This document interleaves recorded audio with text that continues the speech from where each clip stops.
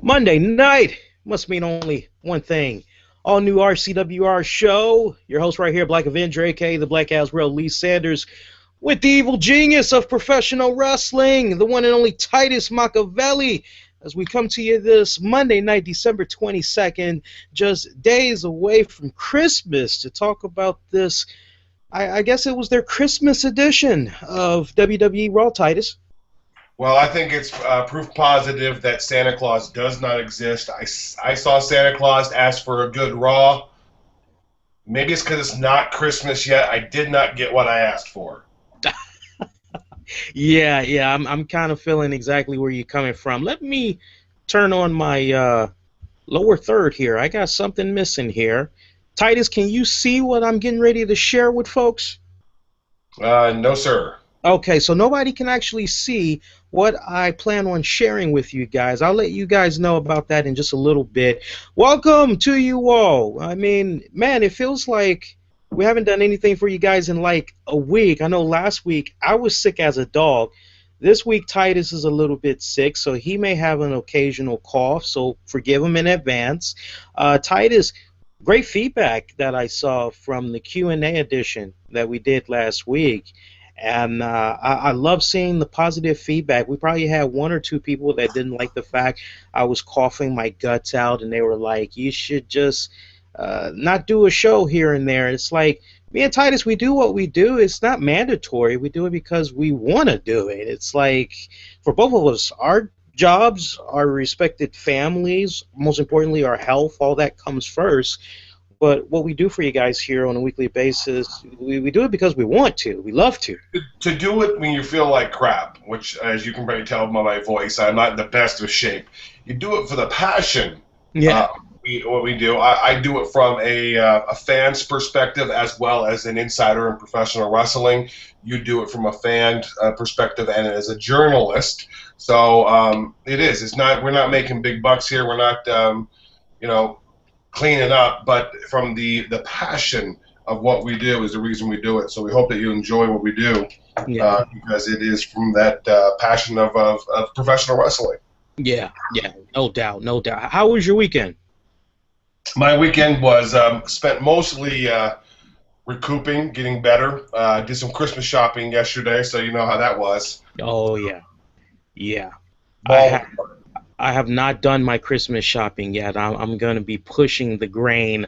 I'll probably get out tomorrow and try to do something. And I've worked towards a husband of the year. I've scored 2 of the best presents my wife has ever wanted. She's said it to me over and over, and I actually have listened for the first time in my marriage. I've listened to what she has said, so I'm going to score this year. Awesome. You got to, man. You got to do it right. I've actually done something like that similar. I've listened. I was like, okay, interested in that. Okay, I'm making a mental note. And, it's so funny because, like, one of my gifts came while I was sick. And it wasn't her fault. It was actually HSN's fault. It turns out I got this big-ass new table, this new desk table. And, like, here's the thing. UPS didn't even knock on the door, man. So, like, I just opened the door, let the dog out, and I see this big, humongous box just laying up against the side of my house. I'm like, what the hell? And it was a pain to drag in. I'm like, what is this? And I see the little desk designs and all that. I'm like, oh, okay. And then I'm like, oh, you got me a desk. She's like, how do you know? It's like, I see the freaking logo and all that all over the place. She was like, that was supposed to be a surprise. I go, yeah, it's not your fault, though. It's the way HSN had designed it. So we, like, took measurements and all that. So I'm probably going to shoot some footage of me building it together, because I know there's some of you guys out there that like that whole do-it-yourself type of videos. I myself, I don't know about you guys, but I like watching people build stuff, and it's like they fast forward for you through all the little bull crap that happens in between. Well, y'all, I watch in a very different way. I watch my wife actually put stuff together. That's her shtick. When we relocated Titus Industries here to Denver, in the move, my desk got destroyed in the move. And so my wife had decided that she was going to buy me a grown-up, not put together desk. So I feel a little special. I feel a little grown up. I've got that first ever really grown up wood desk. So yeah, building things aren't my forte. I don't have the patience for those AA into slot BD that crap. That's not my deal. Yeah, yeah, yeah. In between coughing my guts out, I was catching up on Netflix, and I was watching Saturday Night Fever. Man, I couldn't help but get into that. I was like, that's a classic movie, man. I did not and have not seen it. I am not a Bee Gees fan, nor am I a disco fan. It's not mine. Well, I quote Austin Powers. It's not my bag, baby. Ah, we got a decent episode for you guys tonight. We're gonna go a little bit here and there, all over the place. We'll definitely be talking about WWE Raw. I want to put Titus on the spot first, though. Yeah. I'm sure some of you guys may be aware, 5-time NWA World Heavyweight Champion and a one-time Pro Wrestling Guerrilla Champion, Adam Pearce. He had announced over the weekend his retirement. Now, the way it's kind of coming off, one could kind of look at the speech he gave and say, oh, he's actually done. But you kind of read in between the lines, it kind of comes off as if maybe the 36-year-old may be WWE bound, as he's done some work for them from time to time at their performance center. I have a video that's loaded up. I'm going to push play. And Titus, do me a favor. Let me know if you can hear the audio well. I'm trying this new app. It says we are able to share videos with our audience as we're live. So we'll see what happens. If we don't get a visual, hopefully the audio will at least be on point. You ready? Do it. All right, let's do it.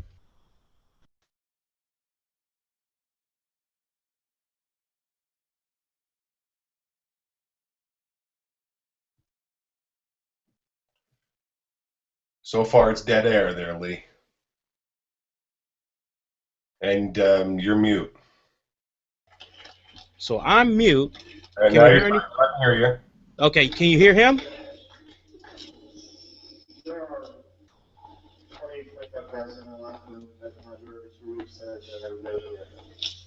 Hardly.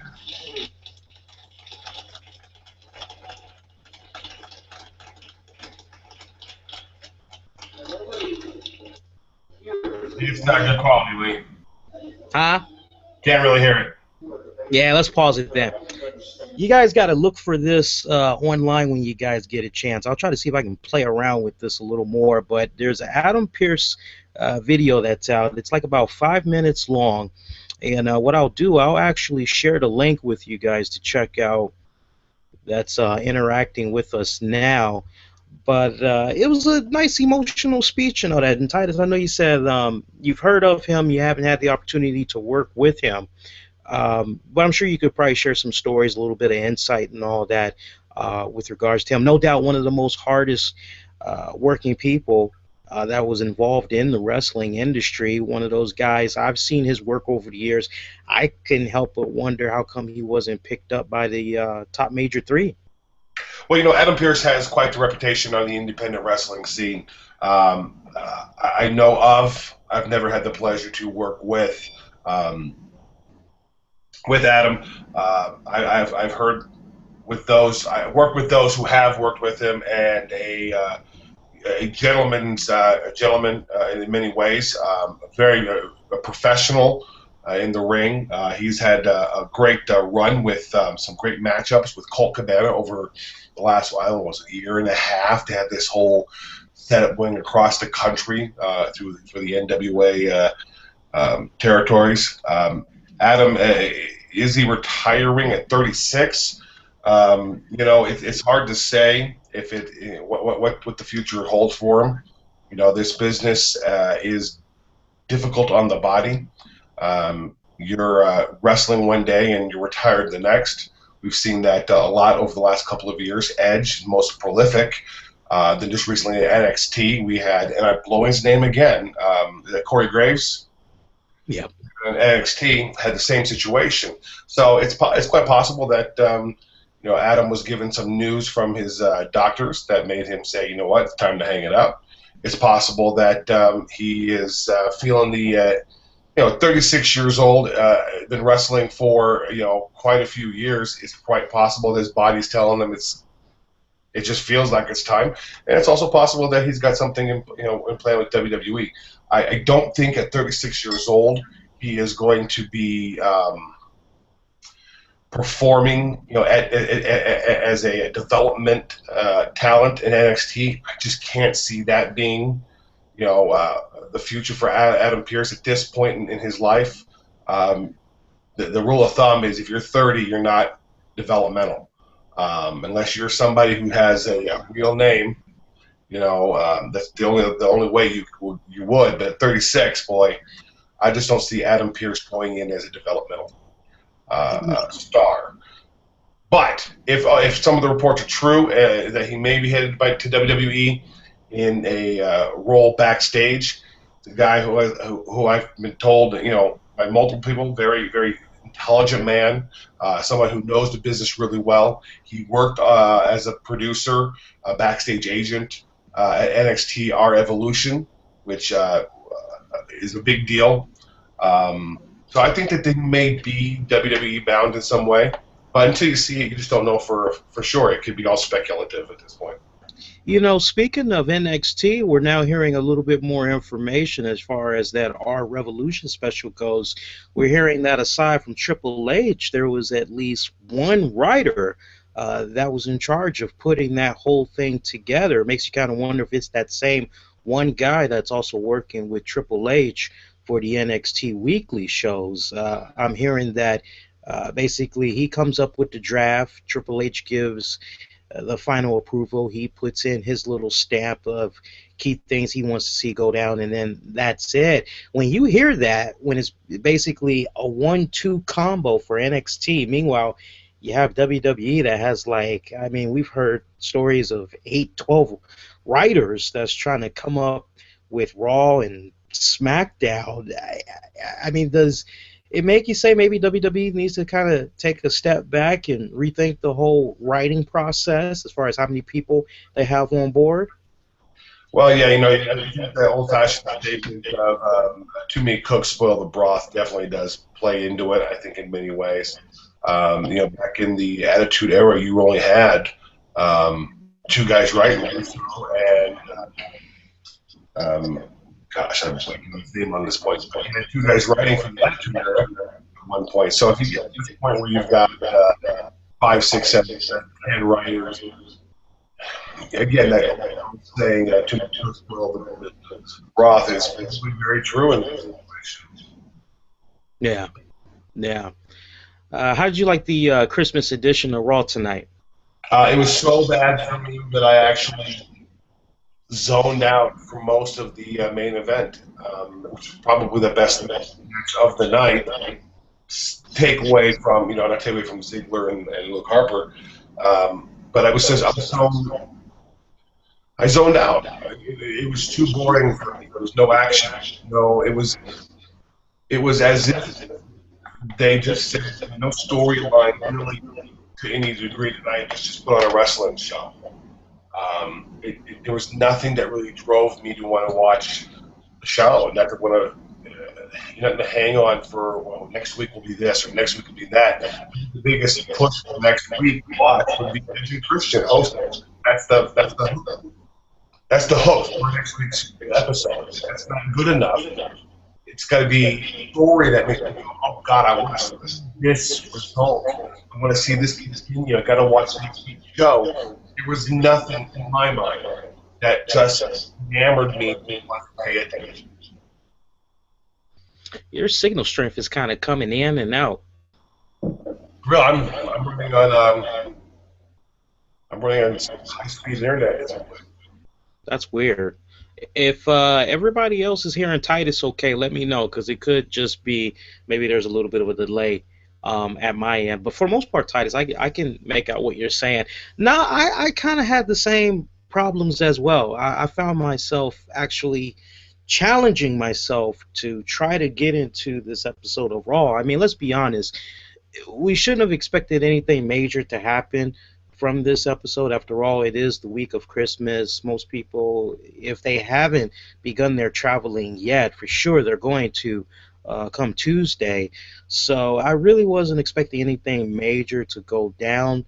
But at the same time, I was expecting some type of an effort to be made to put on a decent show. And honestly, Titus, I felt tonight they had some solid wrestling that was going on throughout the night. I mean, the Seth Rollins taking on John Cena match, I thought that was very solid. Did you get a chance to check out that match at least? Well, yeah, obviously the opening show, opening match.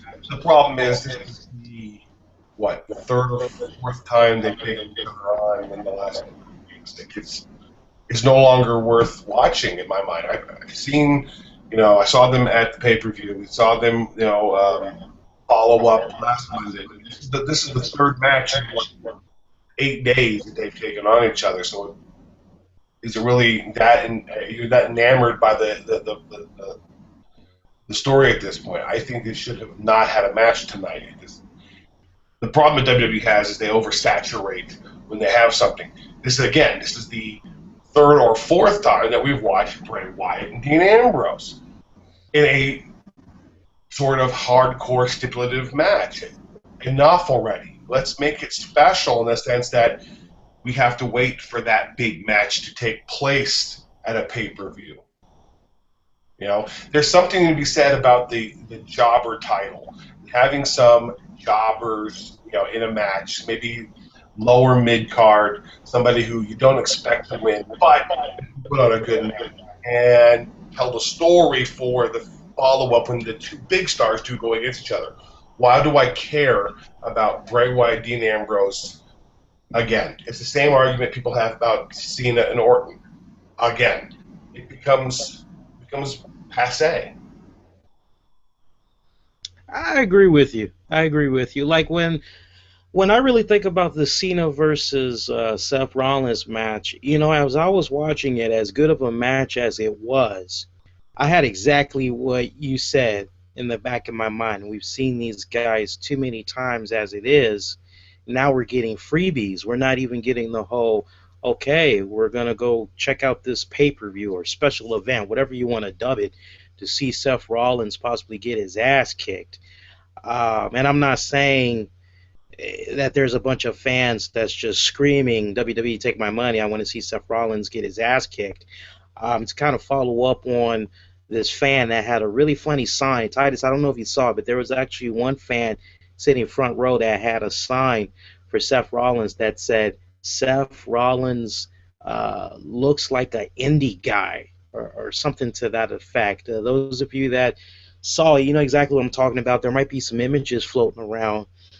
But brings up an interesting question in my mind, which is, in your eyes, how has Seth Rollins handled himself since being brought up to the main roster? Does he still have that indie funk to him, or is he coming into his own as a WWE superstar? Now, see, there's a double-edged question there. Yeah. I don't think there is an indie funk. As an indie guy myself, I don't think there's an indie funk to someone of that nature. Does he look like an indie guy?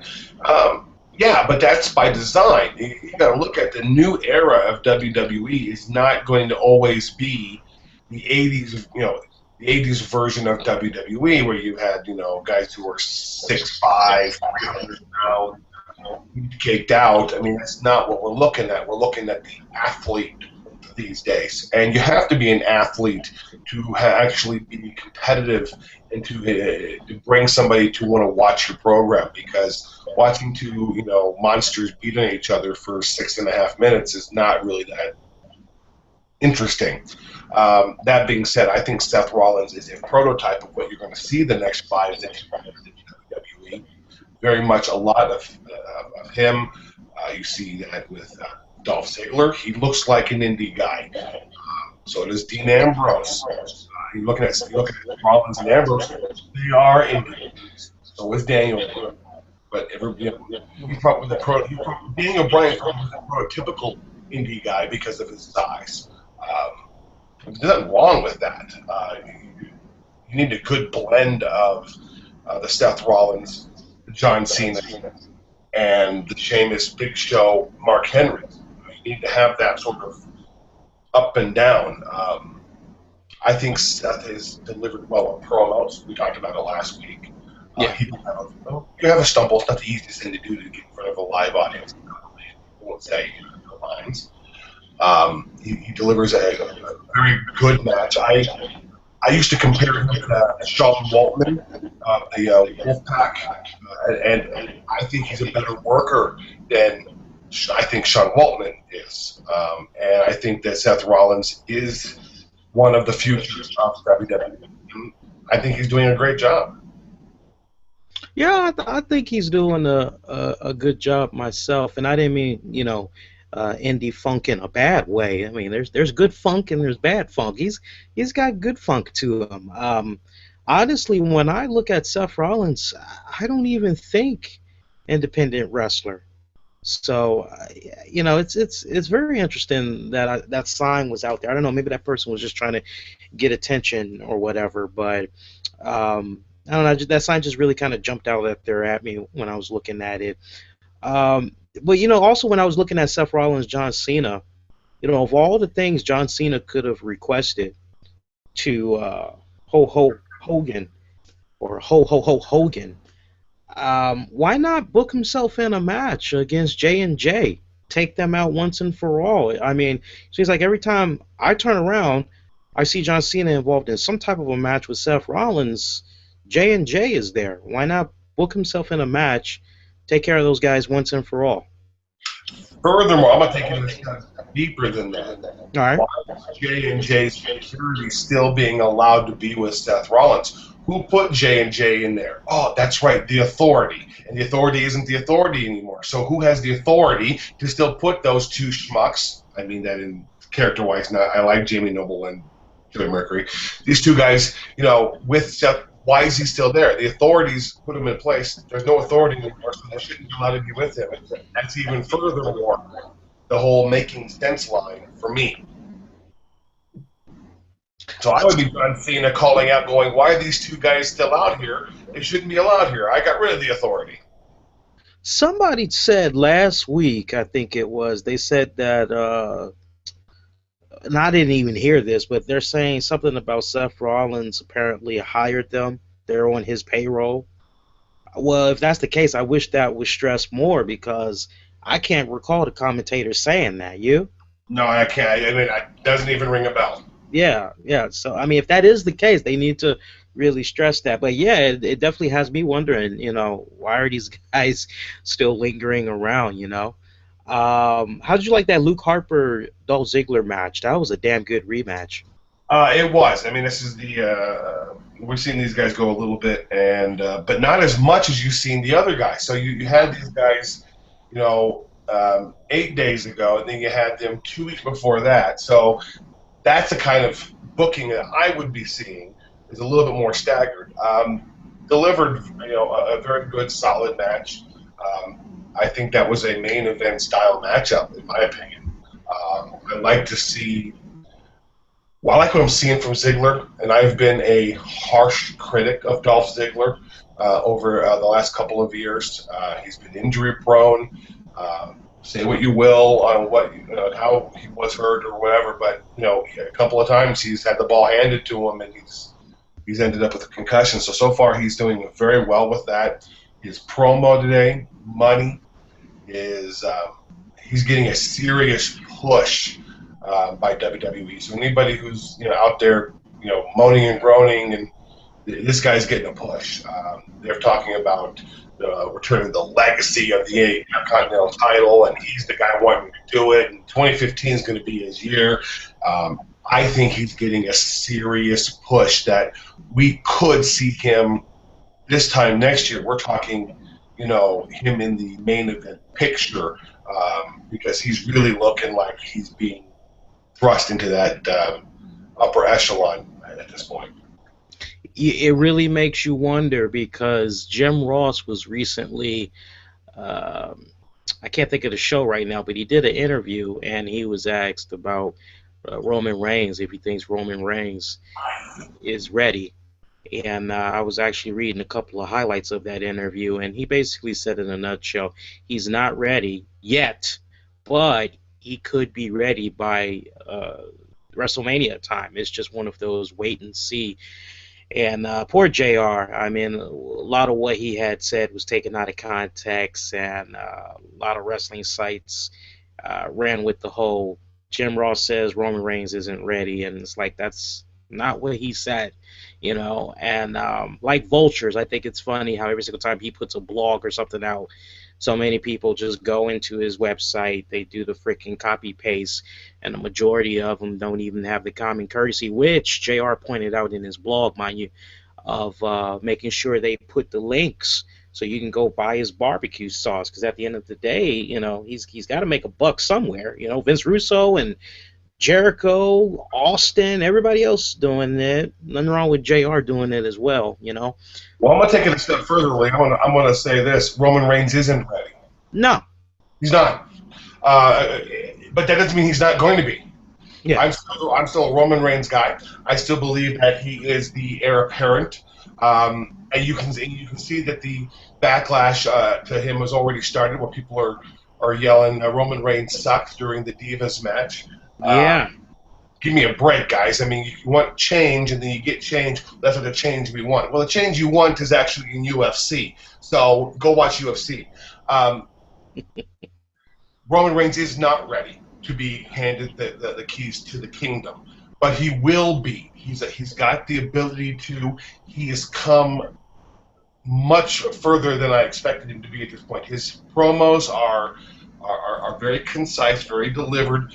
Big Show is not 600 pounds, like he said during the pre-show, so he's got to work on fixing the whole package. Yeah. But I like what he does in the ring. I like what he's doing with his promos. He's improved dramatically. He is going to have the keys to the kingdom. He's not ready yet. So everybody can blast JR all they want. JR didn't say that, but you know what? If he did say it, he was right. And let's be honest, who knows more about signing and booking talent more than Jim Ross? Exactly. He knows a hell of a lot more than I do, more than you do, more than you and I combined, and half, if not three-quarters of the dirt sheets combined. So let them blast all they want, because in the end, if it gets a few shots to his website and people can see something, looking for something, good for him. Controversy creates cash. I read that somewhere. I did too. But looking at the crystal ball, going forward a little bit, if Roman's not ready by WrestleMania, I mean, let's just paint a picture real quick, all right? We got the Royal Rumble coming up in about 5 weeks, all right? Let's say Roman Reigns wins the whole deal, all right? A lot of you guys are like, oh, but that's what's... Don't assume. Anything can happen. But let's say he wins. Let's say come close to WrestleMania time. Let's see, between after Royal Rumble to WrestleMania, isn't there like one more pay-per-view in there? No Way Out? No Way Out. Okay, so basically you got about, what, 2 months to go maybe? About 3 months until WrestleMania? 2 months, yeah. About 2 months, okay. So my whole deal is, if Roman Reigns doesn't show that he's ready between No Way Out leading into WrestleMania, can a guy like Dolph Ziggler slide right in there? Absolutely. I think anything obviously is possible. Whether he's ready or not ready, they may give him the keys anyways. I mean, let's just be real. You're going to unhitch yourself from the Brock Lesnar wagon, because you're not going where he's going, or he's not going where you're going, depending on how you want to look at it. So you need to unhitch from there. A Cena run would only infuriate the internet wrestling community. That may or may not be a good or a bad thing. Right. I think that I don't know where they're going to go other than to Roman Reigns. Let's just be real there, because Cena and Lesnar are happening at Royal Rumble. I don't know if we can stomach another match 2 months later at Mania. I don't buy into that. So I don't know where they go other than Roman Reigns. Randy Orton is due back as early as next week. We don't know the future of Daniel Bryan at this point. He may or may not be a factor at WrestleMania. I'm hearing, yeah, let me jump in on that one. I'm hearing that poor Daniel Bryan, he has to get more surgery apparently, and they're saying at this point he might not be back until June or July, Titus.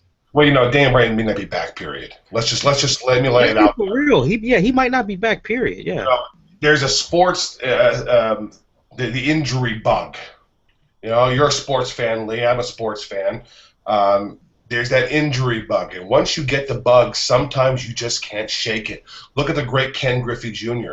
Jr. was never hurt. He was incredible. He did everything that you could do in Major League Baseball. Then he got hurt, and then he got hurt again, and then he got hurt again, and then he got hurt again. So Daniel may be sitting here, and he may be hurt, and it may be over. Let's remember he's only had half a dozen years in WWE or less. He's got 12 years prior to that in the indie circuit, and it's a different circuit than it is in WWE. So yeah, it's possible his career is done for. But again, anything is possible, and of course I wouldn't be surprised that there are those in the WWE feeding that to the dirt sheets to get that out there just to surprise the world and have him come back. Because he was out there just last week or so, looked pretty good hopping out there, with Rusev. Yeah.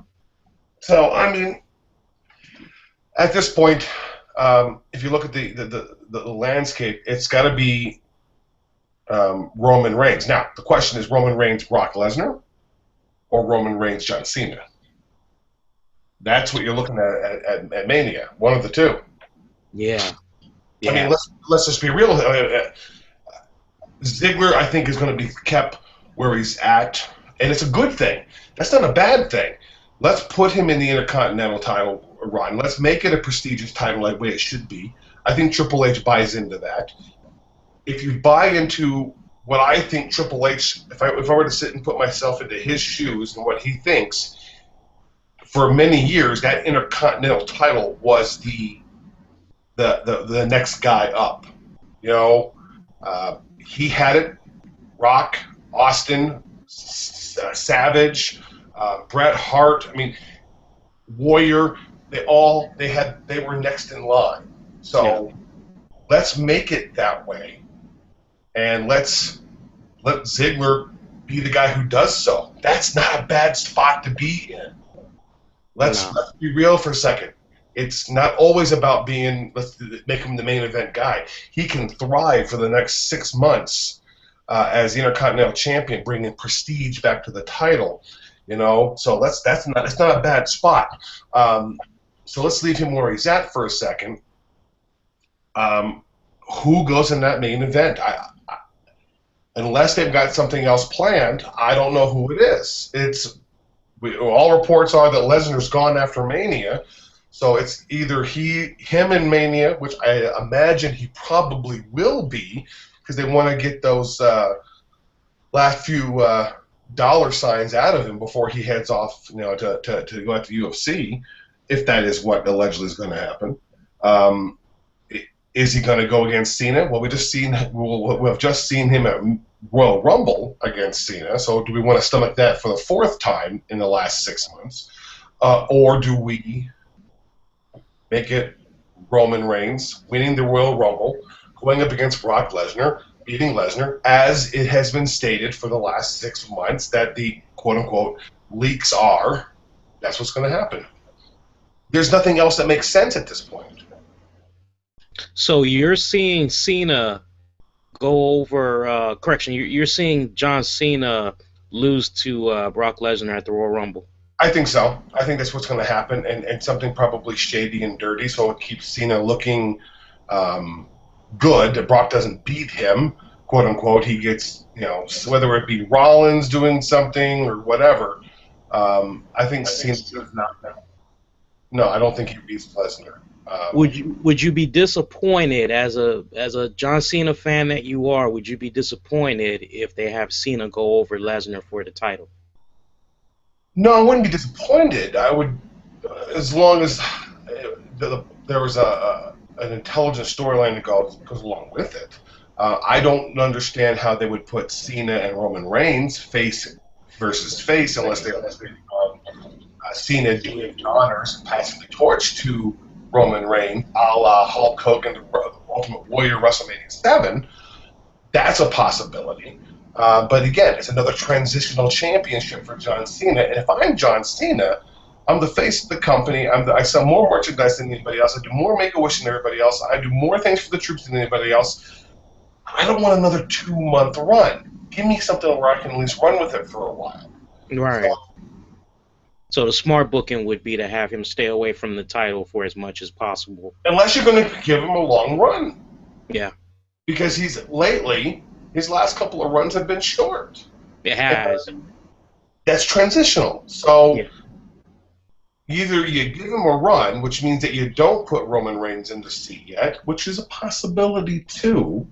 But then you can't put Roman Reigns and Cena at Mania because you don't want to bury Reigns over Cena because you need Reigns as the future. So I think, if I'm booking, I book, Brock loses by disqualification or something like that, where Cena looks strong still, but he loses that whole thing. Maybe he throws his hat into the ring, the Royal Rumble at the last minute, and he's in the final, couple. Roman could put him out. So, Cena doesn't look bad because, my God, he just got into a huge match with Lesnar. Then he went into the Rumble and then just barely lost out to Roman Reigns. So it makes Cena still look strong and tough, and Super Cena gives you that taste of Roman Reigns and Cena because at some point that is going to happen. And you send Roman Reigns to Brock Lesnar at WrestleMania. But that's not a big enough draw for Mania. You need something bigger than that to draw at Levi Stadium. We're talking 80, 85, 90, God, possibly 100,000 people are going to fit in that stadium, and you need a bigger main event than that. Cena versus Hogan. Rock and versus honestly, Undertaker. Yeah, and honestly, I would have no problem with Cena versus Hogan after the title match. I have no problem with that. No problem with that at all. I mean, when you're talking about epic proportions, there were those that bitch and complained that CM Punk didn't, was the WWE champion. He didn't have the main event. Well, my God, he was against John Cena and The Rock. Say what you will about either of them, they're still a humongous name, bigger than CM Punk. Sorry to say that, Phil. I know you're upset about that, but both their names are bigger draws than he is. When you put those two in the same match, my God. So yeah, I have no problem with Hogan and Cena going one-on-one, or Sting and Undertaker, or Sting and Triple H, if that's going to end up happening. That would still be, I think, a bigger match than the WWE title match. I have a correction to make because I was looking at the pay-per-views that's going to be coming up. Actually, Titus, after the Royal Rumble, it's a pay-per-view called Fastlane, which is replacing the Elimination Chamber. I forgot about that. Oh, yeah. Yeah, so this will be the debut. No Way Out on February. It used to be the No Way Out. There used to be No Way Out. We remembered it, right? Yeah. That pay-per-view should be interesting. WWE Fastlane. That sounds lame. Yeah, it does sound lame.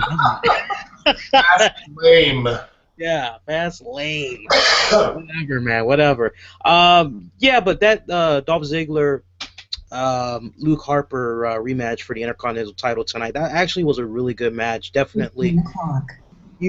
You could put it right up there with what they did at the pay-per-view TLC from a couple of weeks back. Oh, absolutely. Again, that could have been the main event for tonight's Raw. It could have been, yeah. Well, I mean, the miracle on 34th Street between Dean Ambrose and Bray Wyatt, I mean, I enjoyed it, but for some reason, maybe it was because I watched the shoot, I don't know, but for some reason, I kept thinking about the match that Alberto Del Rio had with Cena. And I don't know, for me, I just thought that one was better than what I saw with these guys tonight. Well, my issue comes down to I just saw a boot match with those two. Oh, wait, I just saw a TLC match with those two. So, I mean, when you watch a horror movie, you go, oh, my God. Then you watch a horror movie again, and you're like, wow, that's pretty gruesome. Okay, I get it the third time. It's gruesome. I'm over it. So, for the most part, these matches are so similar themselves that I'm not shocked about what they're going to do. I mean, they're not. It's so like that's my issue with that match. It's like the Hostel series. You ever saw that? I don't do a lot of horror movies, just so you know. It's just like Hostel. Those of you that have seen that series, it's just like that. Whereas Saw is a little different. I mean, they've got these mind jerkers that just, you can get into that. Those things always screw your head over. What did you make about that Adam Rose and the Bunny tonight? I swear to you, if we watch Royal Rumble with Adam Rose versus the Bunny, I may boycott my favorite pay-per-view of the year, which is Royal Rumble. Nah, we're gonna have one better than that. We're probably gonna see the Bunny make a cameo in the Rumble match itself. Oh God!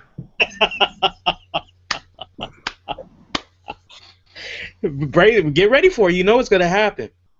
Number 1 and number 2, Adam Rose and the Bunny. Yeah.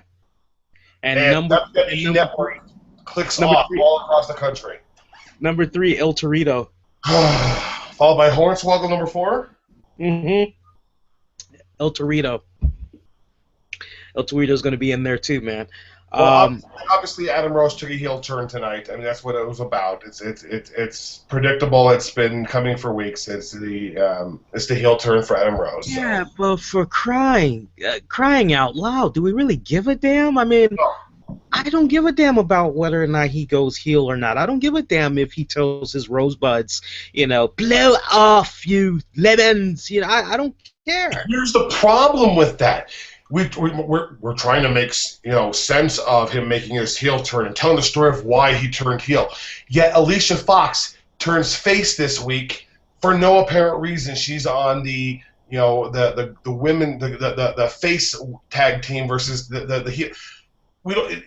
At one side you're going, well, it makes sense to have this whole long story to turn Adam Rose heel, but then you've got Alicia Fox, who I guarantee next week she'll be buddy with Paige again. It doesn't make sense. And so you're right. Who gives a crap whether Adam Rose has this or not? He's irrelevant. He's worn out his welcome already, as far as I'm concerned. The gimmick was stale from the minute it started. It had an expiration date. I think they need to turn him heel and repackage him. He needs repackaged. Yeah. And maybe that's what they're going to do. I hope they do, because I think he's talented. And I think he can obviously talk on the mic. He's got something there. The gimmick was just, it's dated. It's the same thing with Fandango. It's dated. You've only got a certain shelf life before this thing runs its course.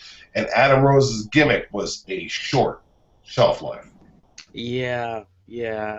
I just don't get that. See, they tested it out in NXT, and of course it's probably going to work in NXT because you're doing it at Full Sail University. All right, so you got a bunch of young kids of course they're going to probably enjoy that. But if you put that on a more bigger, grander scale where you have a lot of adults with their little kids, it's not really going to click, So, I think this experiment was not a good one. I like how he beat the crap out of the Bunny, right? And didn't he kick the Bunny in the face or something like that? Something happened where the Bunny landed on its back, and the Bunny was selling the move, right? And I was like, oh, that was nice. But then I see the Bunny do something that just ruined it for me. He actually grabbed his shirt and pulled it down with his left arm. And I'm saying to myself, if you just got kicked in the head, okay, you sell that. I don't care if your belly button, and luckily that was actually covered up. There was something black underneath it. So it's like, okay, it's not like your beer gut's all exposed. If you get kicked to the head and you're out cold Sell that. You don't just go, and then pull your shirt down. I was like, get rid of that bunny already, man, please. You know, there is one of our Twitter followers by the name of Gabby, and Gabby had put out an interesting tweet last week. I don't know if you had saw it because I had favorited it and retweeted it.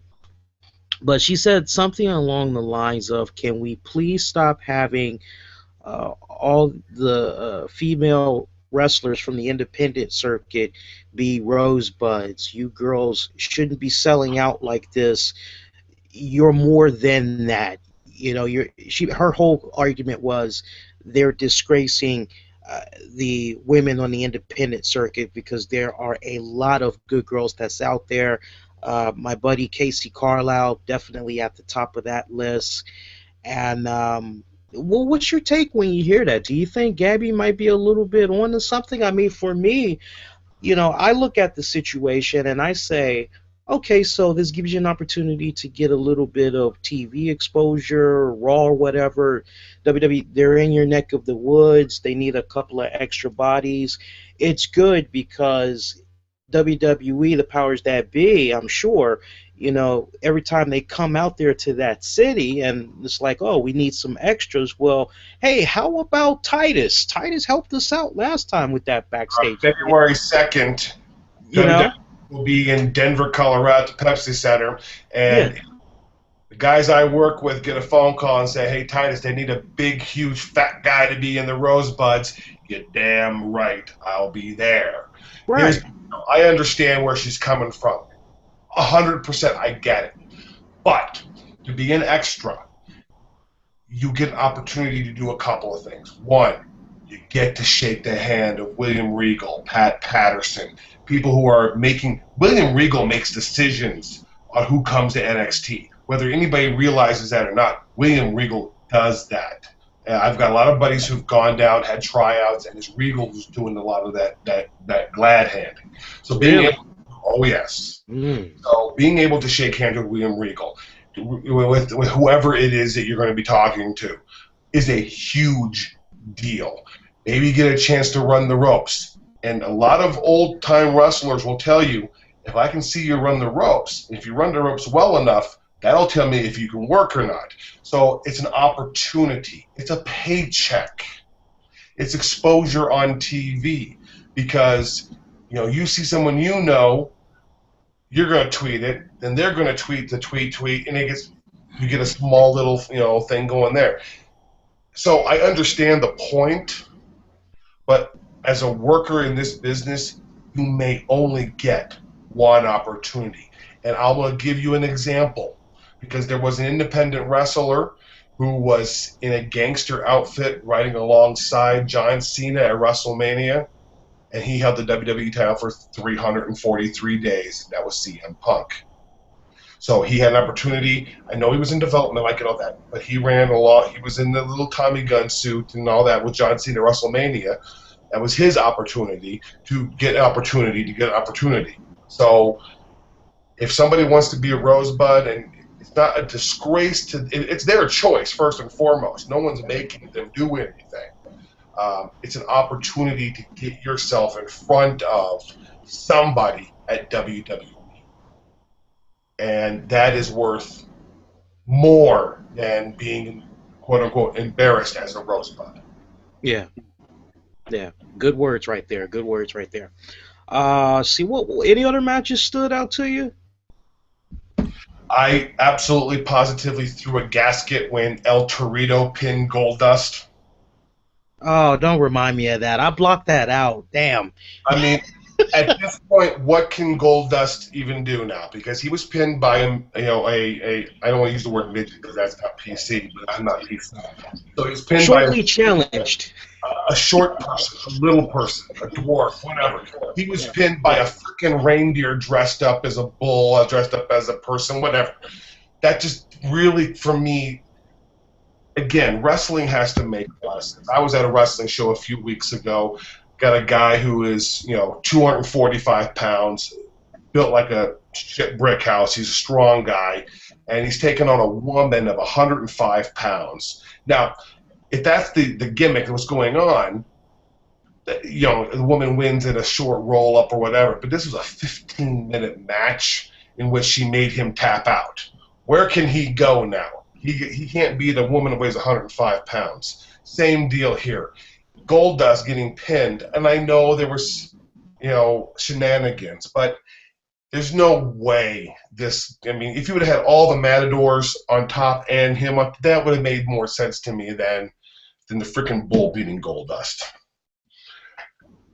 Yeah, that thing was just, like I said, I blocked that out because I was like, wow, I can't believe I'm watching one of the Rhodes brothers lose to, like, well, what the hell is going on? What are they doing? Where have the Rhodes brothers gone? I mean, they had this huge thing going on. They fought for their job. The crowd was into them.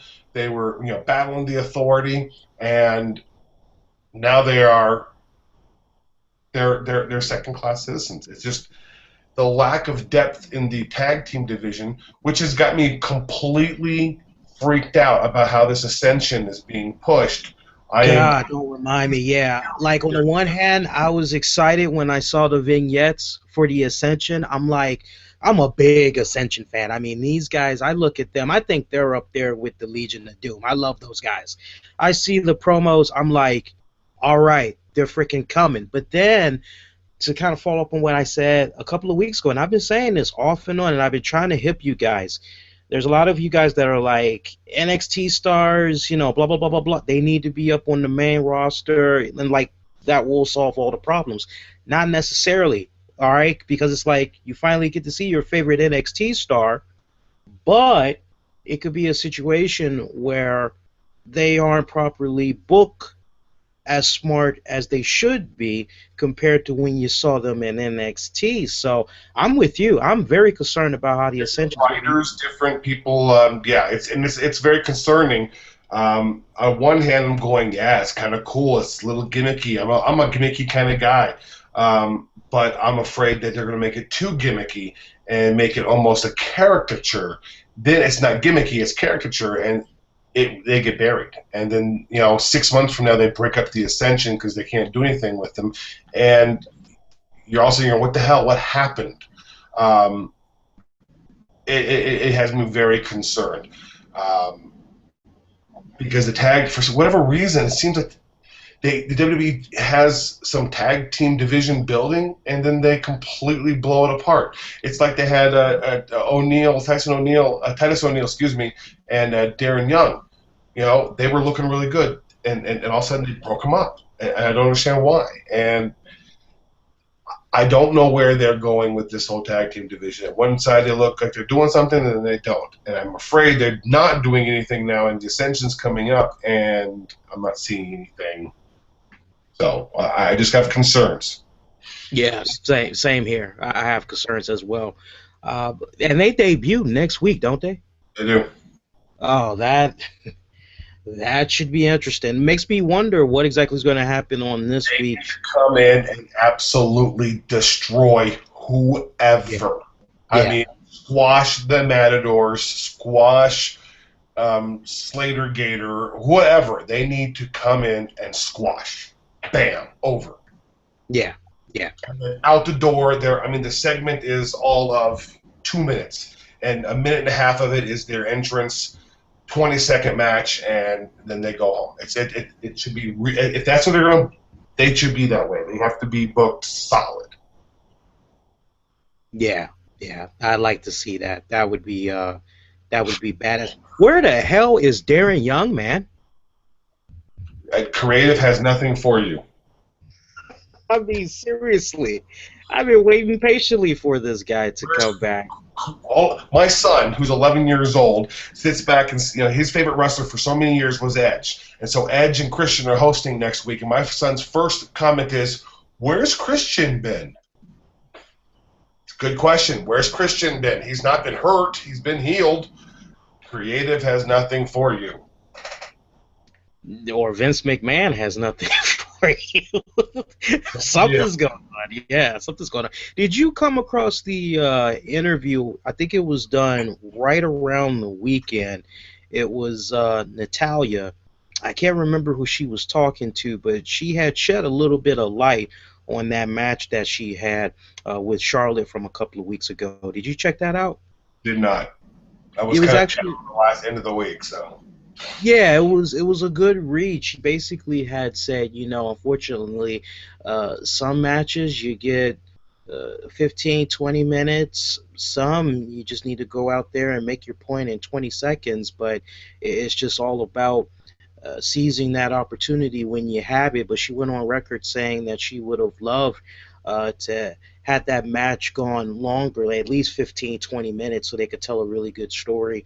As she felt the match that they had on Raw, it really didn't do justice to what they did at NXT, the Takeover special. So it was kind of nice hearing Natalia say that, and they may want to do a little PR work with some of these stars, because here you have Natalia, and I know she meant well, sweetheart and everything, but she goes on to say in the interview how much she loves the NXT product, and that with what Triple H is doing down there is just awesome, and that of all the shows that she's a part of, she loves working in NXT. She wishes that she could work in NXT more.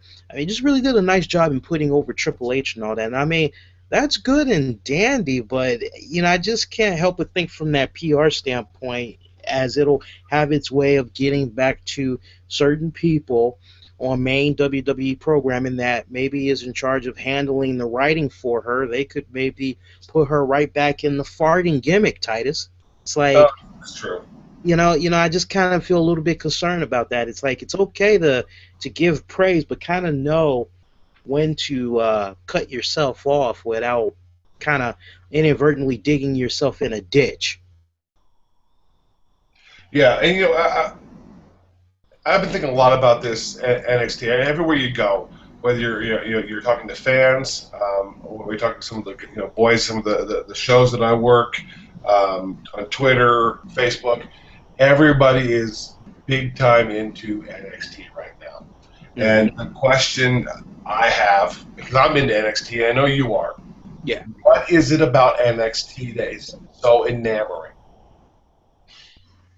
And I think I'm going to say this to you guys, and I want everyone to really pay attention to what I'm saying here. It is an indie wrestling feel. It's what I love about doing what I do. Being in front of, even a couple of hundred people. The intimacy of doing your job as an independent professional wrestler or talent of some sort. And you're in that audience. The NXT shows are so, there's about 1,200 people, maybe 1,500 people, maybe it's 2,000, I don't know. But it's still a small venue compared to Monday Night Raw or WrestleMania, things of that nature. Yeah. And there's intimacy there where you can really connect to that audience, and they're really connected to the star. It is the talent, by all means. It is the booking. It is the writing. But it is a smaller stage. You don't see the pyro and all of that. It is, for me, it feels very much like a very high-end indie show. So what I'm telling everyone, find a good, and I use the word good, local indie promotion in your area, and tweet me. I'll do my own research for you. I'll tell you where you should go and where you shouldn't go, because there's a lot of crap out there. And just because you can buy a ring doesn't mean you have a pro wrestling promotion. I could give you a lot of examples, but go and experience your local indie promotions, because you're going to find a good indie that's going to feel a little bit like NXT. And that's what we're loving, is that intimacy that NXT provides. That's what I think it is in many ways. So yeah. I'm out there, support indie wrestling, #support indie wrestling. I do that every single Friday. You really should go out there. I tweet the local indie wrestling every Friday, on Follow Friends Friday. Tweet me if you want to ask me some questions about local promotions. I can do a little research today whether they're good or not. But yeah, get to those indie promotions, because they're going to give you a little bit of that feel of what NXT really is about. Exactly, exactly. I want to welcome those of you that's checking us out right now. He's Titus Machiavelli, Lee Sanders here. If you're enjoying the show so far, make sure you go out of your way, gives this a thumbs up. You can also share it a number of ways by Facebooking, Google Plusing, retweeting, as one of the many ways you can spread a good word about our content. Okay, we put this in the title of tonight's episode. We got to talk about it. First things first, Titus was going to give his thoughts on the Alberto Del Rio shoot interview. As you guys know, I had talked about it over the weekend in a DVD review snippet. So if you guys haven't checked it out, after you get done watching this, backtrack on our channel, check it out. It's under the DVD review section. But Titus is going to try to give his take on the Del Rio shoot, hopefully next week, because I'd like to get his thoughts on it. But something that's been kind of picking up a little bit of headlines is former WWE Hall of Famer Sunny, aka Tammy Sitch. She's been making headlines and not really in a good way. We told you guys off and on past couple of months how she's embarked on this new endeavor where she's doing Skype sessions, Skype sex sessions. Now, if you all are under the age of Before I 8, take a break and get another cup of coffee. yeah, if you guys are under the age of 18, or you guys that are parents, and I know there's some of you that like to watch our shows with your kids, this is the part where you want to excuse your kids and just let this be for your ears, because, we got to be brutally honest. We need to be a little bit graphic here in what we're talking about, all right? You've been warned. Kick your kids out. So, Titus, for 10 minutes, which is like about $50, I think it is, you can talk to, actually, no, correction, $50 for, I think, 4 minutes. You can talk to Sonny about whatever, just normal conversation, what's the weather like, or my personal favorite, what's the weather like down there? Okay, and then like for $100, I think it's like 15 minutes, and she shows you her boobs. When you get like 150 and up, it's like anything goes. So if you want her to, do something with a cucumber, have at it. All right. You want to see her maybe wear Eric Rowan's little sheep mask and whatever. All right. So some photos have come out of one of her Skype sessions, and I gotta tell you, with what you're paying for, you're not really getting your money's worth. Now, some of you guys, I don't know, maybe some of you all that's out there, maybe you're like, oh yeah, Sonny, I remember Sonny. Yeah, all right. Yeah, you got that image in your head of how Sonny was back when you were a young teenager, like me. Titus was much younger, and you're rediscovering your body again thanks to Sonny. Hold that thought, because when you see how Sonny looks today, I mean, she's not grotesque, but at the same time, you're kind of like, who is this person? Is this really? Grandma. Yeah, yeah. And I mean, Titus, I showed you the still shots, and we were kind of doing our own little going back and forth on it.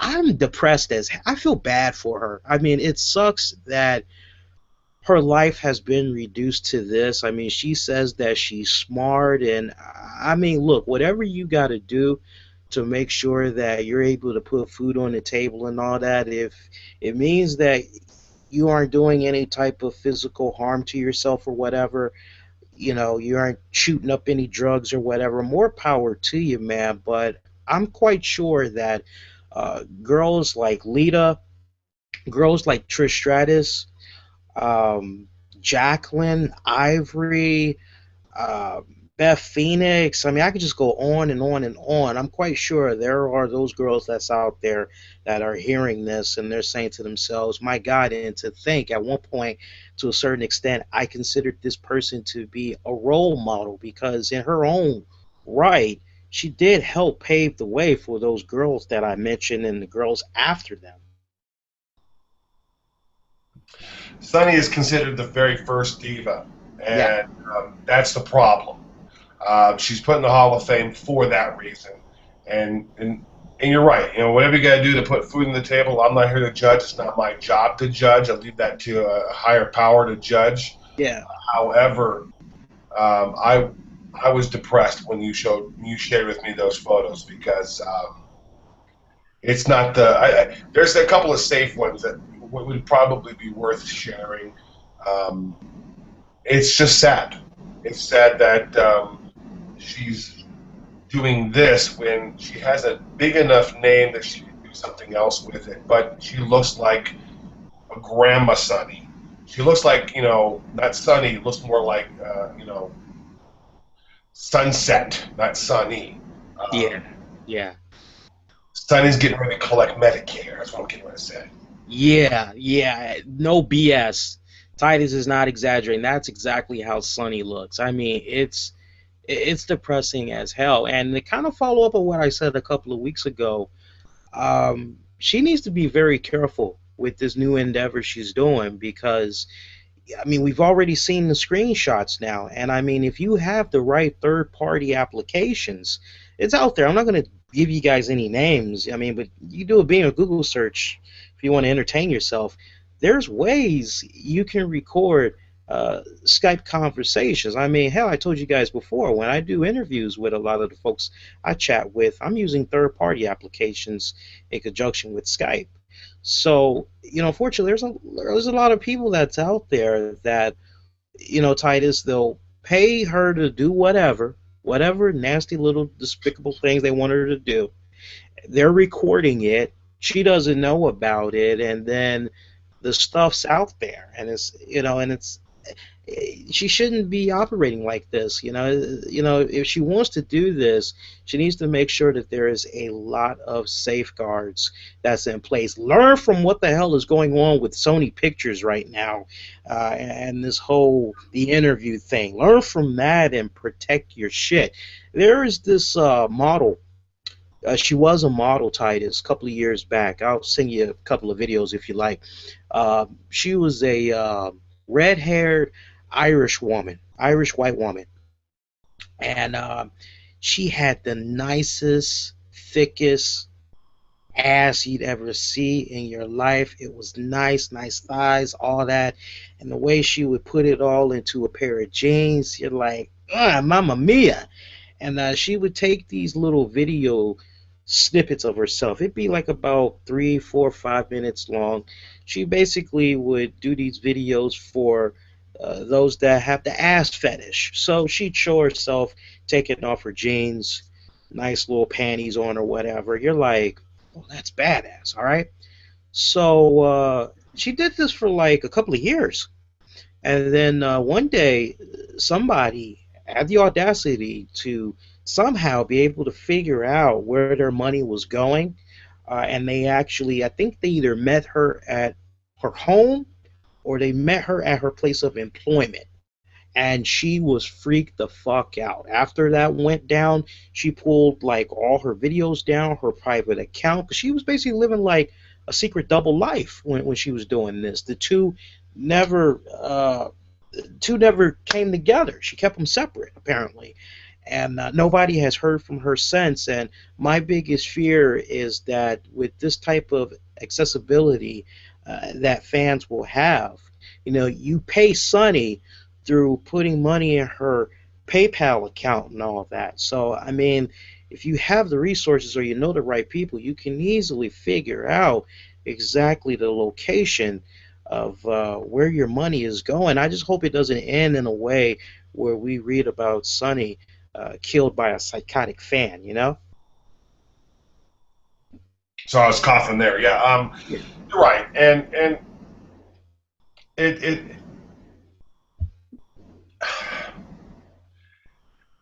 it's some people have demons that they just can't seem to get past, and Sunny's had demons, and you hope that somebody, and that somebody is Stephanie, reaches out and tries to get your head straight, because you have a marketing name and you can do stuff, in DVD or WWE Network or something, and you don't need to do this. But sadly, I think that much like China, Sunny's going to be distanced by the WWE because they don't need or should be associating themselves with anything that is of the adult film industry. And I think that's what's pretty much ruined China's ability to ever be part of WWE again, is that she has that sort of career. So unfortunately, I think Sunny may be there as well now. That for China, and the fact that she's still holding on to that pain, from the circumstances of how Triple H and Stephanie got together. And don't get me wrong, I remember she had talked about how she saw snippets of the Triple H DVD or whatever, or something she came across, and she heard about the story of how they came together, and she didn't like the fact that they tried to make it be like this love at first sight, everything was innocent, when really Stephanie just came in and swooped Triple H from China. And it's just the fact that it's been so many years that's passed. She still is holding on to that. She's moving along quite well. She has a YouTube channel, Tokyo China, and she posts some stuff on a weekly basis. I check it out. Some good stuff if you guys are curious, see how she's doing. She's very underrated. She doesn't get enough credit in the world. She's a very smart woman, very high IQ. She just made some bonehead mistakes in her life. But yeah, unfortunately, she probably will never get into the Hall of Fame. Let me ask you something. Do you think that with the type of acts that Sonny, Tammy have done, do you think that maybe WWE needs to reevaluate their Hall of Fame induction to the point that when they see an act like what Sonny is committing, do you think that WWE needs to operate in a way where, at their own discretion, if they see despicable acts like that, or one of their people that's inducted in the Hall of Fame, they get into some type of a domestic dispute, heaven forbid it turns out somebody's a pedophile, you name it. It depends on how severe that it is, that at WWE's discretion, they can remove you from the Hall of Fame. Well, yeah, I think that there's no doubt that that's a possibility. We have to be careful what we compare what Sunny's doing to anything else. What she's doing is not illegal. What she's doing is not maybe it's immoral to some people, Right. but yeah, I mean, if you have a situation where you have somebody commit a Benoit-like incident and they're in the Hall of Fame, absolutely, I would stand right behind. I would insist WWE do something of that nature. With the situation with Sunny, no, they shouldn't do anything other than distance themselves from said performer. They don't need to associate with them in there. Now I know, oh my gosh, Titus. They were putting people on Playboy, and yeah, you're right, but that was a different time, different company for that matter. WWE was not the same company it was then. Afterwards, WWF did that, not WWE. So, yeah, I think that would be it. You distancing yourself away from what Sunny is doing. You don't feature her. You just don't do it because you don't need that kind of. You don't need that heat. And you get that heat if you start, featuring Sunny and she's doing this on the side, and you're going to have, those out there who are going to, throw mud, and you don't need that kind of mud. So, let her do what she wants to do. More power to her. Let her make a buck. But I think there's better ways for her to make a buck. Would you agree that, like, going forward, depending on the circumstances, WWE, they should reevaluate that person that they put into their Hall of Fame and figure out at their own discretion they should be kicked out of it? Well, they have to vet whoever they're going to put in. Obviously, I mean, I think that same way that other sports leagues do I mean, you're probably never gonna see Sammy Sosa or Mark McGwire in the Major League Baseball Hall of Fame. They've been vetted as steroid users. There's too much heat to allow them in, and you're not going to see that. So the same would hold true. Chris Benoit will never be in the WWE Hall of Fame, and I'm okay with that. And anybody who does anything of that nature should be expunged from those places of honor, because it's. Let's be real for a second. We're talking about professional wrestling here. We're talking about entertainment, and being put in a Hall of Fame is not the same as being put into the Major League Baseball, NFL Hall of Fame. It's not the same thing. It's more in the line of receiving an Oscar. It's recognition for your work. The argument would be, well, this person's personal life shouldn't have anything reflection upon what they did in the ring.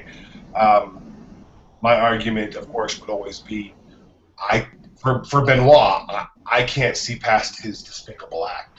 I can't. I cannot see past it as a father, as a husband, and it is who he is, and who he is what he is in the ring. So you got somebody performing an O.J. Simpson type of thing, then they shouldn't be part of any Hall of Fame. I mean, I would have no problem if the NFL removed OJ. And I don't know if he did or not. I don't know if they ever did that or not. I don't think they did. I don't think they ever did. No. I wouldn't have a problem if they did that. I wouldn't have a problem with, let's go beyond that. Let's go with, a Michael Jordan. If Michael Jordan was, committed these horrendous acts, and the NBA, kicked him out of the NBA Hall of Fame, and, I'd have no problem with that, because we're not talking morality here. We're talking about something much more much deeper. What Sonny is doing may be immoral to somebody and may not to somebody else. That's a personal choice. I'm a free choice guy. You're talking about something much worse, whether it be pedophilia or, God forbid, murder. And that's not affecting. That's actually truly affecting somebody else. Yeah. Personal lifestyle. You're right. They should be. And thankfully, I don't think anything of that nature has happened at this point. So WWE hasn't had to make that decision. But it's inevitably it will come up. Yeah, it's going to have to. It's going to have to, yeah. I'm going to try to lighten up the mood for you guys for a little bit. I saw something that was really cool, Titus. You may want to get this for your son, those of you out there that have kids as well. This is pretty cool. I checked it out. Everything looks pretty legit. Mick Foley, he has this cool thing that's going on. And basically, it's a personal video message from Mick Foley that you can hire him for, like, I think $50, $60. He'll cut a video for that little person in your life, give you a little bit of special magic from good old Saint Mick. And here's the best part: 100% of the Santa message from Mick Foley, it'll go to Toys for Tots. If you all are interested, I'm going to post a link. It is, for those of you that want to get a pen and paper, you may just be listening right now. Go to www.celeb, like you're trying to spell out celebrity, but celeb, V as in Victor, M as in Michael, .com/video/G as in girl, Y, B as in boy, V as in Victor, P as in Paul, 4, the actual number 4. One more time, www.celebvm.com/video/GYBVP4. It's pretty cool. It's pretty cool. Love that Mick Foley. Always nice to hear him do some really cool stuff like that. And Titus, you excited about Kayfabe Commentaries timeline history of ECW? Looks like they're going to be talking to Rob Van Dam. He's going to be talking about the year 1999, man. That would be very good. I have to just back up for a second because I got a great tweet that I think it will kind of play on what you had there a minute ago. This is from at little_rabbit, Prince GMO. He tweeted, Mike Tyson is a convicted rapist and is in the WWE Hall of Fame. That is true. That is very true. Oh, talking about 1999, I think that'd be a very good shoot interview by Rob Van Dam. Yeah, yeah.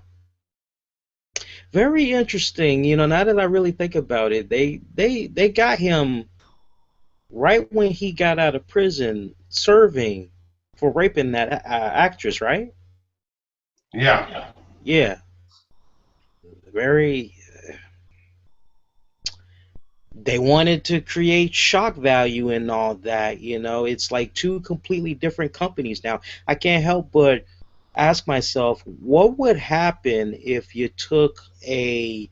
How old was he when that stuff had went down? Was he in his 20s back then when that stuff went down? Oh, I think he was older than that. I mean, he was. I think Early he was 30s. We'll say early 30s. But take a young Mike Tyson today, put him in that situation. Not for a second time, for a very first time. Would WWE work with him today? I don't think so. No. I don't think so.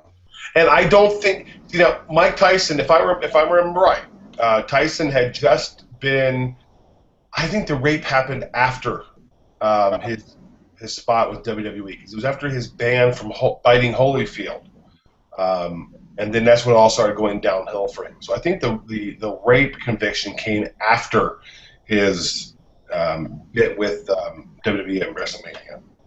Okay. But the Hall of Fame has as pointed out, the Hall of Fame induction obviously has happened since he has been convicted and had done time for.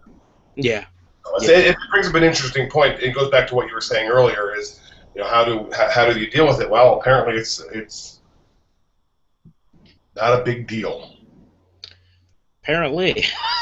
I have to make sure. I'm going to change the subject just because I want to be better about our show. I want to point out, I have to give a shout out to my friend Rob Risen. He's an independent wrestler, the Denver Daredevil. If you watch NXT this past week and you see Baron Corbin in his little, 20-second spot, the guy who he beat in those 20 seconds is Rob Risen, former Denver-based wrestler, now down working in the Performance Center. So big shout out to my buddy Rob for his debut. As auspicious as it was, as a 20-second squash, but he made his debut on NXT. Very, very proud of that young man. We didn't even hype ourselves up last week, which shows you we don't have an ego over here. I forgot to mention the NXT plug that our show had got for NXT Evolution. I don't know if you guys have watched the NXT special during his first run live, but if you did, you see the tweets at the bottom, and we actually had trended there as we were talking about Kevin Owens' debut match. And I forgot to share that with you guys last week, but that's good. I like that we, like some shows, and don't even get me started. I was actually listening to a radio excerpt of this one show, and they were just dogging the hell out of Scott Hall because of the tweet that he put out saying his son had stole from him or whatever. It was like, you don't know Scott Hall. It's like, it's one thing about the tweet. Yes, he should have talked to his kid in private, but they were saying, oh, Scott Hall, you despicable human being, blow me, and it's all this. It's like, I'm sorry, how many subscribers do you have? Because I see you kind of are hiding that information. It's like, you got to have some serious balls to talk serious negative crap like that about other people. I'm happy to say we don't operate like that over here, and we never will, because we're better than that, But yeah, take advantage of that Mick Foley thing I was talking about earlier. That thing looks like it's pretty cool. I see if you poke your head around there, right, David Hasselhoff will do something for you. Just Incredible will do something. Poke your head in there. There's a lot of good stuff that's on there. I think even Pamela Lee is on there, Titus. I don't know if I would want Pamela. Who I went last, Pamela Lee or Just Incredible? Which one is the least of my favorites? Tough call. Let's get to you guys' comments here. Did I just ask Just Incredible on live radio? Yeah, I did. I think you did. Yes, I did. Philip, happy holidays, Lee and Titus. I thought the Christmas holiday special of Raw was okay tonight, but I did enjoy the 3 matches of Cena Rollins, Harper Ziggler, Wyatt Ambrose. Did save the show of the night. I think he's saying Wyatt Ambrose saved the show of the night. Hope you fellas have a great holiday. Thank you, buddy. You too. Thank you. Manuel, I remember. It wasn't a bad Raw. It just was a lackluster Raw. It was kind of lackluster. You put it to you this way: it was better than last week. For me, I thought it was better than last week. Manuel, I remember when I saw the leaked pics of Sonny, I almost threw up in my mouth. That was just nasty. What I really would like to see is AJ Lee. I can't read the rest of that. But, wow. You're supposed to eat your veggies. You're not supposed to do that with the veggies, Manuel. Weston, who has the best body, Lana or Kelly Kelly? Lana. Lana. Yeah. Bodie, I had a Skype session with Sonny and I got herpes from it.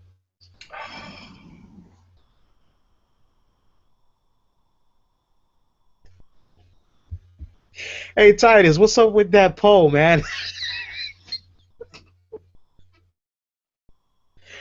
Oh God, I can't believe I just read that. That was a blind one. I'm gonna have to start pre-screening you guys. We have just derailed this train.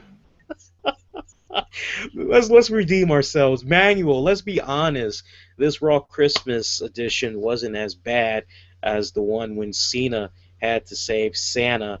God, that was brutal. No, I actually disagree with you. That one was actually very enjoyable. See, you got to look at it from 2 different standpoints. Was it not enjoyable for you because at the time you were not a parent, you didn't have a kid? Because I can tell you that for me and my little nephews and all that, enjoyed the hell out of it. That was actually a really good episode that you could get behind, get the family with, and say, okay, let's check this out. I thought it was a very good Christmas-themed episode. Matter of fact, if I'm not mistaken, Titus, that was the one where Alberto Del Rio had hit Santa Claus with his car, right? I think so. Yeah, and they were like, "Oh, you killed Santa." Yeah, no, that actually was a good one. Clarify. We talked about this last week. Why wasn't Mick Foley brought in? Mick actually clarified that he had previously been engaged. Mm-hmm. And I could not make Raw because he wanted to honor his booking someplace else. So Mick wasn't overlooked by WWE apparently, and Mick was very public about it. So good for Mick for making sure that a lot of people know the truth. That was good. Yeah, because he really didn't have to. He could have just let it continue to grow and grow and grow. But it was nice of him to go out there and do some damage control. Yeah. Weston, hey, Lee and Titus, do you think in order to set up the WrestleMania main event so everyone is happy, should Dean Ambrose and Roman Reigns have a Lex Luger and Bret Hart moment where they both win the Rumble and they have the authority to put Seth Rollins in the match, which will set up a 4-way at Mania, Brock versus Roman versus Dean versus Seth? Do you like this booking? And if not, what would you do different? No, I don't like that booking. I think that's overkill. That just really kind of comes off very forced, especially with the direction each member of the Shield, or formerly of the Shield, individually has embarked on. I mean, you'd have to do some serious storytelling to be able to make those Shield personalities come back together. And the way WWE seems to be operating right now, I don't think the earliest we could possibly see the Shield get back together, 2016. I don't like the booking either, and it goes to I didn't like the booking of Mania this last Mania as well. I don't, and it's typically not something WWE does is have more than, you know, prior to this year, you know, you had a triple threat with Triple H, Cena, and Benoit. I mean, the main event at Mania needs to be that one-on-one sort of matchup.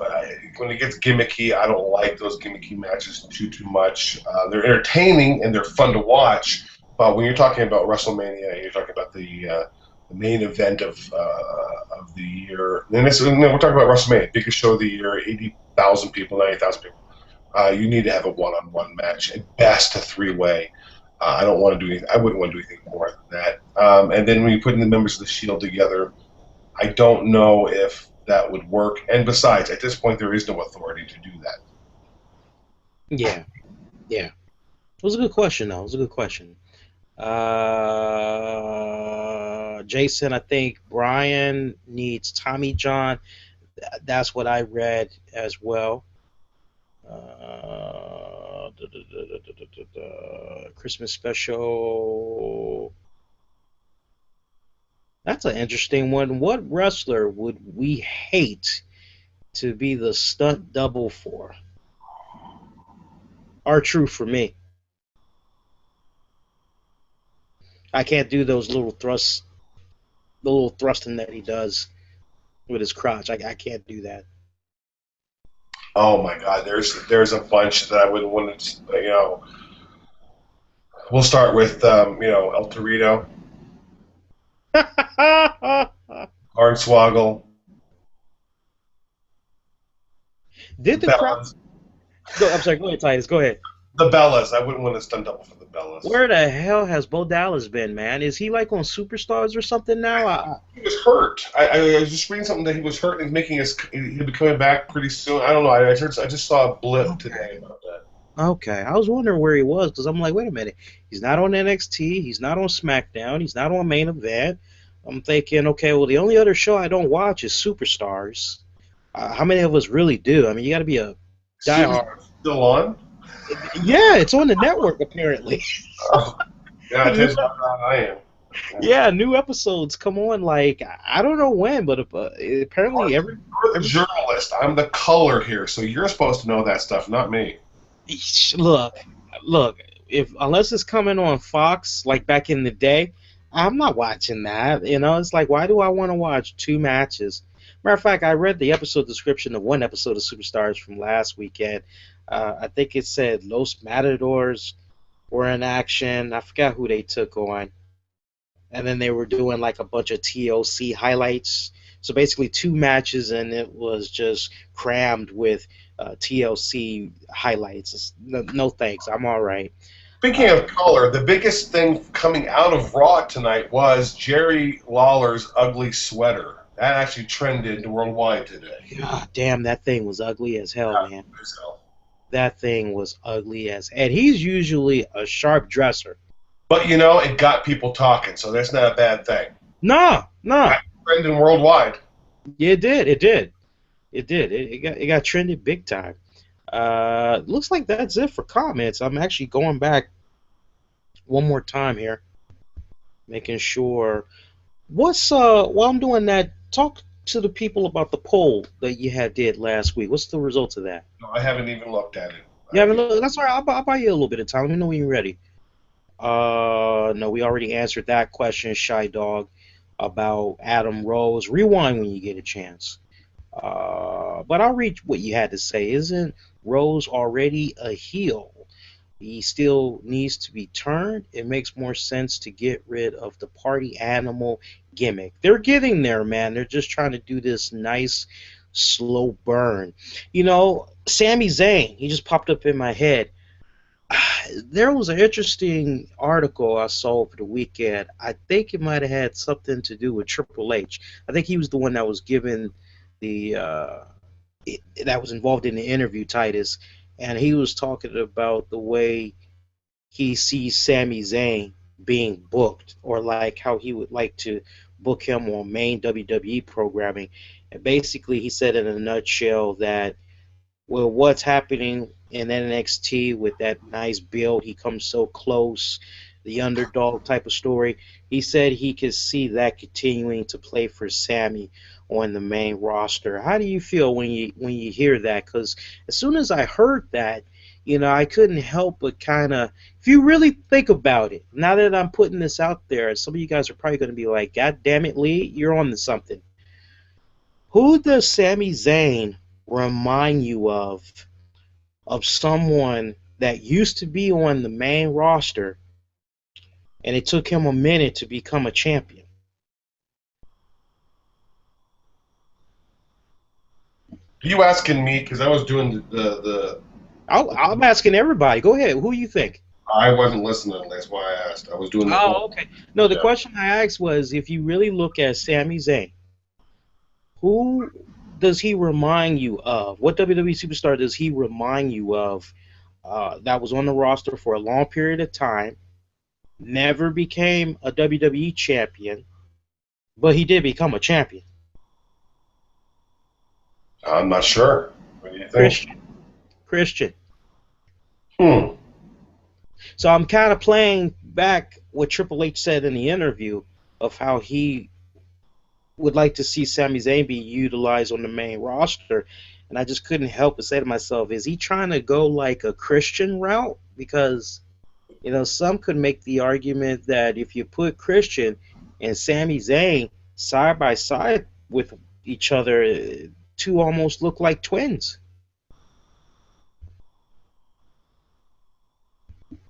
Well, there's something to that. Yeah, absolutely.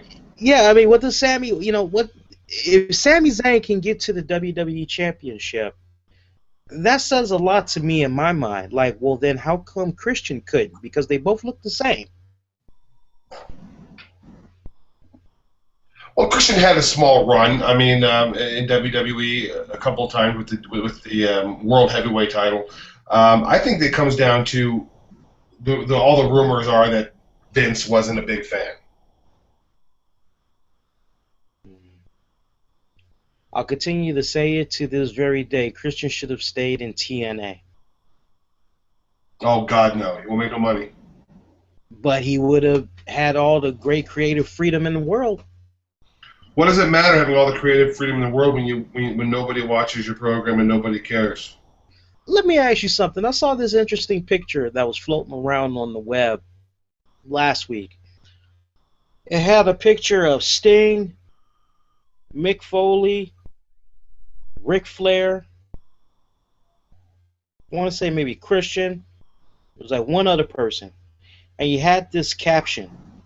For TNA, it said, "This sucks. Why are we getting all these washed up has-beens?" Then you take the same faces, you put them in WWE. This is freaking awesome. It's great to see these guys in the WWE. Why do you think there is that contradiction there? I think it comes down to the fact that it's a different audience. It's for the most part, I think, and I'm generalizing, so please don't get mad at me, you guys, when I'm saying this. There's a large portion of the TNA audience that is the anti-WWE fan. They don't like the WWE programming. They don't like the booking. They were probably WCW fans, whatever it may be, and so they are not a wrestling fan. They're a TNA fan, and they like the six-headed ring, and they like the X Division, and they like those things. And so when you see a company that you like pulling in guys from the company you don't like and that you don't consciously watch, that's where you come across that when going, why are you bringing in Hogan? Why are you bringing in Mick Foley? Why are you bringing these guys in? Where you get the fan who says, oh, I love Hogan, I love Mick Foley, so I like them on here, but I prefer them where they belong in WWE. So I think that's what it comes down to. It's the anti-WWE fan, I think, that loves the purity of it's 11 o'clock of what TNA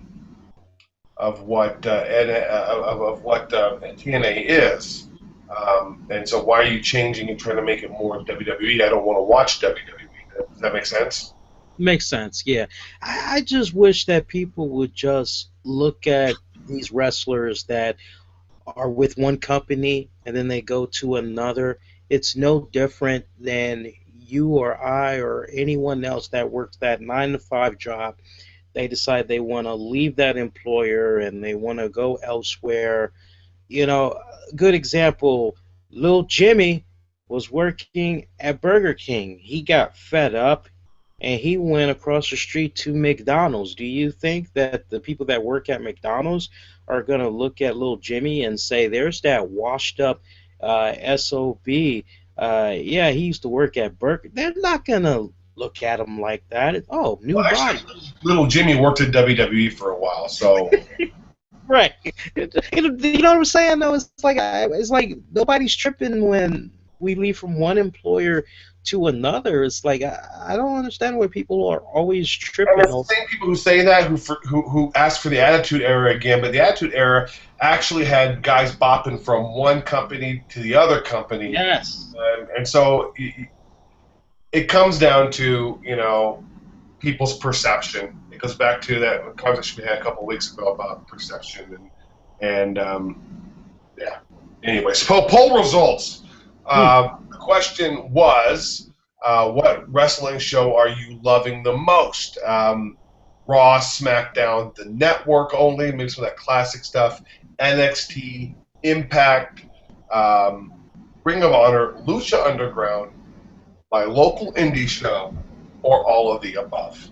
Now, first off, I got to tell you, the most depressing part of this whole thing is that my local indie show got 0 votes. So did Ring of Honor. Of course, that's not a surprise in my mind. The overwhelming results, and this is probably the most popular poll I've put out this year. And again, I track IP addresses, boys and girls. So those of you that like to just continue to vote, I disqualified all of your votes this week. Still, a biggest vote ever. With 50% of the vote, NXT is the most loved wrestling right now. That's not really a big surprise. Raw, 11%, tied with all of the above, TNA, and Lucha Underground. And a little over 6% for the network. 6% for the network. 6% for the network. Interesting. With But 50%. NXT obviously is what everyone's really jiving on right now. I and you both agree with that. So yeah, 50% of you are loving NXT more than anything else right now. Very interesting. You figured out what your new poll is going to be for this week? No. I was down for a big part of last week, so as you can tell, my voice isn't great. I think we did good, man. We got about an hour, 40 minutes in here, folks, and I think that's going to do it. As far as other shows for this week goes, we will do a radio edition of the RCWR show for you guys. You'll be able to catch that at 10 p.m. Eastern. We didn't do one last week for you guys because I was under the weather myself, but as you've been able to tell, I'm pretty good, so we'll definitely do a Tuesday night show for you all. Join us 10 p.m. Eastern live on Spreaker. If you aren't going to be able to join us live, we'll have it be available for you all on the downloads. We have the Christmas holiday that's coming up. That's not going to affect us one little bit, as we should be coming back next Monday night. Looks like December 29th, just 3 days away from the new year. This calendar year has gone by very, very quick. Any holiday wishes you want to send out, Titus? Oh, I just want to, I just it's been a great year for me myself. Having joined the show here and getting back into the wrestling. So, just a holiday wish to all you guys who give us a listen every single week. We've had some monumental shows in my mind. We've reached tens of thousands of likes and views through these 6, 7, 8 months that I've been on the show. I just want to wish you all a happy, very happy Christmas, Hanukkah, Kwanzaa, whatever it is that you do. I'm glad to be here, and make sure you check out NRW Charged on YouTube every single Thursday. That's my plug. I gotta echo those same sentiments, man, especially on the NWR charge. You guys, yeah, we definitely need to take this time out to thank you guys, because I mean, it's been a great year. Definitely has been an honor to work with Titus every single Monday night, and you guys, largely in part, is what keeps us going. We appreciate you guys that join us every single week, and whatever holiday you enjoy, I hope it's a good one. All right, and try not to eat too much. And if you're gonna get a gift card for somebody, make sure you take 5 minutes to set it up in their name and all that, so that they don't have any problems. Because if you've been paying attention to your local news, you'll see that gift cards is on the rise theft-wise, and it's coming from a unlikely source. It's your postman. So be very, very careful. Make sure you take some extra precautions on those gift cards. I know a lot of you guys like to do that this time of year. Don't blame you either. Very easy for you guys to just, get them a gift card. They'll get whatever they want. It's out of my hands. Well, take that extra 5 minutes. Make sure you set everything up. That way, if that gift card goes missing, the money won't be lost. You'll be able to reclaim it with ease. All right? He's Titus Machiavelli. Lee Sanders here. We wish all of you all to be safe. Have a very happy holiday coming up this week. We'll see you guys next Monday night, December 29th, right after Raw goes off the air. Should be at 11:15 p.m. Eastern. Remember, give this a like. Share it a number of ways. You can Facebook it, Google Plus it, retweet it. One of the many ways you can spread a good word about our content. Follow Titus on Twitter at Evil Genius Titus. You can check out the website, evilgeniustitus.com or titusmachiavelli.com. Need some more links? Check out the episode description. Good night, good morning.